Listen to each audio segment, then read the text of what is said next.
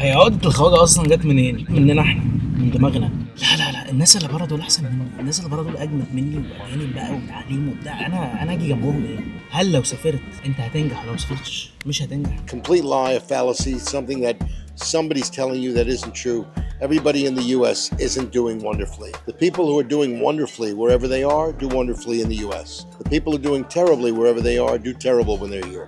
You don't necessarily even have to be in the United States to be successful. You know, wherever you are, if you have an online skill, as long as you make the right connections and develop the right relationships with the right people, you're going to be able to generate income online through your computer and sometimes even through your phone. كان ابوك عشان ينزل يعمل فلوس كان لازم ينزل يلبس اللبس الشده بتاعته ايا كان هو بيشتغل ايه، يصحى الصبح ينزل الارض الواقع في الشارع يعمل فلوس ويجي. طب ما اكيد في حاجه اتغيرت، كل الحاجات دي اتغيرت، ليه انا طريقه شغلي وطريقه حياتي ما تتغيرش؟ اللي عايز يسافر يسافر، بس انا بكلمك دي مش الفرصه النجاه، دي مكان تاني بظروف تانيه بحاجات تانيه. وانا بقول لك انت لو فاشل هنا هتبقى فاشل هناك. انا شفت ناس هناك بنك ميتين، مفيش حاجه مضمونه.